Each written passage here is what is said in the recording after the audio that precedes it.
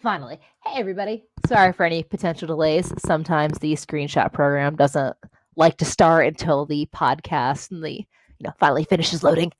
So, anyway, where we left off from my last podcast, we were talking about the fall of the Yan dynasty, which had been established by Kublai Khan. The Yan were overthrown by a peasant rebellion in 1368. A continued lesson that we should all take to heart that when people are starving, overtaxed, overworked, and underappreciated, and they come together in the masses, they can do quite a bit, especially when they make up over 90% of your population. The first Ming emperors then established themselves, and the first emperor is named Ming Tezu. And he does keep some of the traditions of the Yan dynasty. For example, he does continue using the Mongol calendar. In addition, though, he creates a very conservative class system, and you could compare it to the Mita under the Inca, where each family was assigned a type of labor and required to do it for a fixed number of days annually. In addition, he also incorporates the use of hereditary professional categories. So what your dad does, you'll be doing, and so on and so forth. Starting with the reign of what was called the Yongle Emperor, the use of Beijing was used as a capital. Yongle means perpetual happiness, and this emperor's birth name was Zudi. He becomes the third emperor because he ends up overthrowing his nephew and takes power. His nephew is younger, which is why he's able to do this successfully, but he does spend quite a number of years fending off the fact that he did actually usurp the throne. In order to really solidify his reputation as an emperor, he dispatches a man, one of his favorites of the court, by the name of Zheng He, also called Zheng He. He was captured in southwestern China at the age of 10 and forced into the Chinese military after he was castrated and therefore was then referred to as a eunuch. Because of this, though, he was actually able to gain prestige within the government. He was actually dispatched to begin traveling, trying to reestablish trade routes by the Yongle Emperor. But the thing is, these trading missions, they're meant to reestablish lost trade networks, maybe bring parts of Southeast Asia under China's control, or at least under their influence, get some tribute brought in. But the problem is that he's actually retracing old trade routes. They're not new. Everyone already knows what they are. And while the voyages do add as many as 50 countries, but that number is kind of, under dispute. The problem is it's not a significant amount of money considering how expensive these voyages were, and they're really not profitable. So in addition to being the fake emperor, if you will, he's also remembered as paying for all of these voyages that in the long run cost the empire quite a bit of money. So historians wonder why the voyages ceased and whether or not China could have gone on to become a very powerful mercantile power, or at least build an overseas empire. And again, here's the thing, the voyages that were undertaken didn't use new technology, they're not profitable, and when Zheng He dies, that's when the voyages stop. And again, a lot of historians believe that these voyages were nothing more than to prove the Yongle Emperor's rightful place as, emperor. The end of the voyages can be related to the need to use the limited resources of the Ming, because it's still a relatively new empire, for other projects, including building up coastal defenses, increasing military power to fight against Japanese pirates, as well as to maintain a cavalry and infantry for defense of the northern borders against the Mongols, who will constantly prove to be a threat throughout the Ming. Under the Ming, the Forbidden City was built. Visitors can go and visit this today. If you've seen Mulan, another reason why I really don't like this movie, the Forbidden City is there. But if Mulan lived, as I've said before my podcast, she would have been alive during the Shi or the Shang dynasty. Xiongnu would have been the Qin into the Han, and the Forbidden City is in the Ming. So you've taken 3 dynasties and just kind of rolled them into one. The other thing is, and I've never really actually even thought about this until now, keep in mind this is the Ming. Foot binding is still going on. So I have to ask the question, why did none of the women in that movie have bound feet? So there's 4 inconsistencies right there, but we'll talk more about that one in class because I just thought of that. Anyway, moving on. Look at the boundaries of the Ming. Very nice. Notice how far down they're going, which means they have contact with Vietnam. That will be very important later, and I will discuss it thoroughly for your enjoyment, of course. All right, so under the Ming, lots of achievements. They did see less technological innovation than the Song, but they do have a lot of cultural innovations. In the area of metallurgy, the Chinese lost the knowledge of how to make high quality bronze and steel. And the slowdown, you've got the high cost of metals and wood, the revival of the civil service exam, which had been crushed under the Yan because Confucianism is a strictly Chinese thing. The Yan were not Chinese, they were Mongols. That's got to go. But with the bring back of a native Chinese dynasty, you have the revival of the examination system. And this draws ambition away from commerce because under Confucianism, merchants are the parasites of society. They're not actually contributing, they are profiting off the labor of others.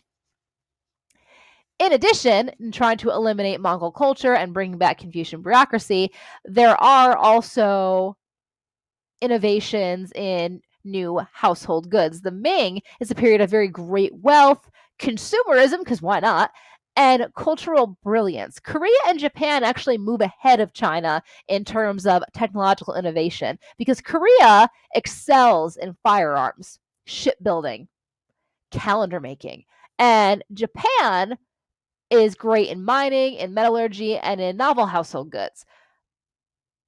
One aspect of the Ming culture can be found in the development of novels.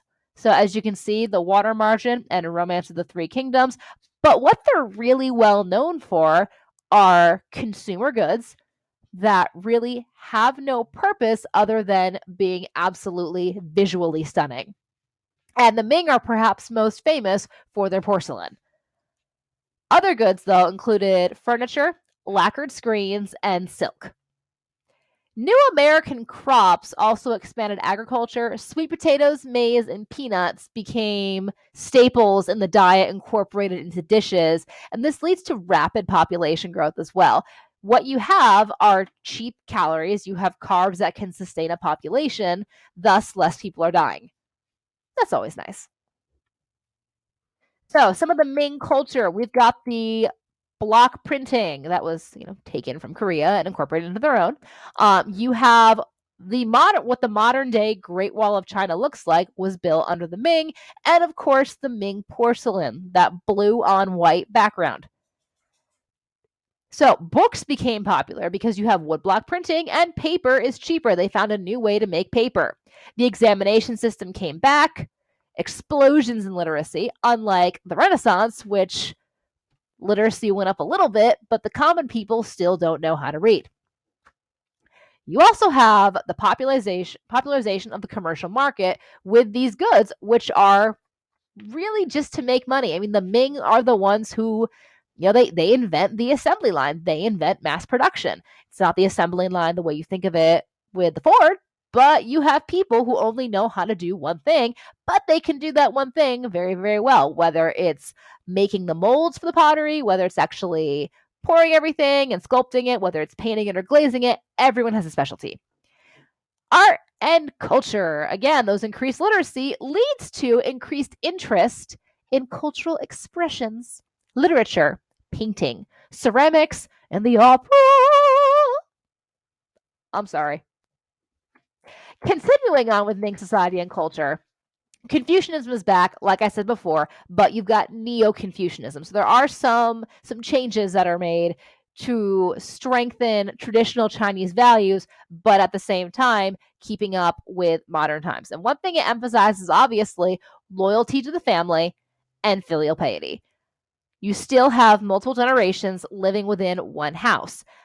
Foot binding is still continuing. Foot binding is back. The Yan banned it for their own women. Mongol women were not allowed to do this, which I'm sure they were grateful for.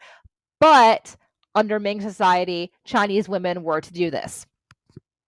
Female infanticide was not uncommon because it was very expensive to raise a daughter only to have her marry out and leave the house forever. Widows were discouraged from remarrying.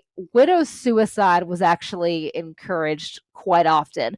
So as you can see, women are losing a lot of rights now that the Mongols have left, or I should say were overthrown. And you have the return of the Confucian-based social hierarchy. So now we're going to skip on ahead. We will come back to the Ming in our next unit when we start talking about the fall of Ming and the rise of the Qing dynasty. But for now, we're going to move on to areas outside of China that were under Mongol control. You've got the Golden Horde, the Ilkhan, the Chagatai. So those are some regions that we're going to spend a little bit of time going over, just discussing what it was like, because what you got to know, this is another reason why Islam spread. So you might want to familiarize yourself with the borders and what their modern day locations would be. The Ilkhan Empire. There you go. Take a look. So under the Ilkhan, parts of Armenia, all of Azerbaijan, Mesopotamia, and Iran are controlled. And it was founded by Hulego. He's a Buddhist. He's the grandson of Chinggis Khan. You may have heard that name before. He's also the brother of Kublai Khan. Talk about sibling rivalry, guys. Relations between the Buddhist and the shamanist Ilkhan Mongols and their Muslim subjects were tense because the Mongols had murdered the last Abbasid caliph to, take over. The costs of raising an empire, sometimes people die. But when you kill the ruler and then begin ruling over their subjects, sometimes they're not going to like you. Mongol religious beliefs and customs were very contrary to those of Islam. By the end of the 13th century, Islam had reemerged as a potent force within the Mongol domains, and we're going to find out why. The Golden Horde. At the same time, Russia was under the domination of the Golden Horde, which was led by another grandson of Chinggis Khan. He dies in 1255. This is Batu. His successor is Burqa, who reigns from 1257 to 1266, converts to Islam. And he announces his intention to avenge the last caliph killed by Hulego. So, this is going to lead to some conflicts. The first conflict between Mongol domains, because previously you have, hey, we're Mongols. We've got this. We are family. But now religion is taking a role. During this conflict, European leaders saw an opportunity to weasel in and make some money. And they attempted to make an alliance with the Ilkhans to drive the Muslims out of Syria, Lebanon, and Palestine. This is a two birds, one stone kind of deal. Not only would they have access to new trading regions, but it's Christians against Muslims again. So you have the potential here for yet another crusade. But these plans for this alliance, this possible potential next crusade, never happens. Because the Ilkhan ruler, Ghazan, becomes a Muslim in 1295. So now you have two neighboring empires, the Golden Horde and the Ilkhan, both ruled by Mongol rulers who are also Muslim. And as you guys know from our previous lessons, Muslims do not kill other Muslims, thus ends the conflict. Now, whether he converted for convenience to avoid this conflict or whether he converted because he actually found peace and he accepted the religion as truth, I do not have an answer for you on that one. It could be a little bit of both, could be one or the other. The goal of the Ilkhan state was to collect as much tax revenue as possible, which it did through a tax farming system. In short, tax farming, you deliver large amounts of grain, cash, and silk. In the long term, Overtaxation led to increases in the price of grain, a shrinking tax base, and by 1295, a severe economic crisis. Now, tax farming is you hire other people to do this. And basically, you say, hey, this is how much money I need. You get paid based on how much you take and then how much I take from that. So let's just say you owe me $200 in taxes, and I'm going to hire little Timmy to go collect that from you. Now, little Timmy, if you want to get paid, you need to take more than $200. So if you want to take $400 from these people, that's fine. Just give me my 200 and you can keep the rest. It's efficient because I'm not wasting my time collecting anything, but this definitely brings an issue for people who are having double, triple the amount of money taken from them. Also, obviously, creates quite the environment of distrust. The Ilkhans dominated a very fragmented region as Mongol nobles fought each other for diminishing resources, and Mongols from the Golden Horde attacked and dismembered the Ilkhan, all because of the crisis from tax farming. Even though there were some tax reduction programs introduced, it failed. And as the Ilkhan and Golden Horde declined in the 14th century, Timur, the last Central Asian conqueror, builds the Chagatai Khanate in Central and Western Eurasia. Timur's descendants, which are called the Timurids, ruled parts of Central and Western Asia for several generations. And one thing that is very popular and well known because of the Timurids are the turquoise blue tiles. And it's very, very typical of Timurid architecture. You'll still find that today. So going back, and again, very nice. So take a look, guys. This part of the world, at one point or another, is all under Mongol control. That is pretty impressive because all of this happens. Take a look at the years, guys. Genghis Khan to the end. All of this in less than 300 years. That's impressive. For that, we thank them. So, what were some of the achievements?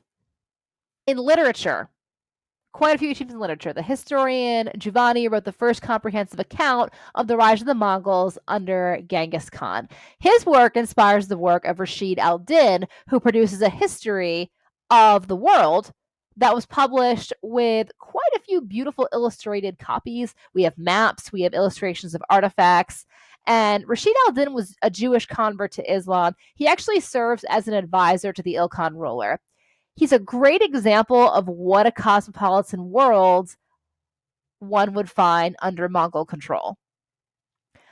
Muslims under Mongol rulership also made great strides in astronomy, calendar making, and the prediction of eclipses. And they were a very innovative people. Within astronomy, they were able to calculate rotations, planetary movements, and some of their work eventually makes its way and influences the findings of Copernicus. In mathematics, thanks for that, guys. Muslim scholars adapted the Indian numerical system. They devised a method for decimal fractions and calculated the value of pi more accurately than ever before, and that includes the classical time period. Their advances in science, astronomy, and math were passed along to Europe, and they do have quite an impact on European science and math. All right, we're going to wrap that up. We've got one more podcast to go for this chapter on responses in Western Eurasia to the Mongol control. So have a great night. Email me with those questions. And as always, cheers, y'all.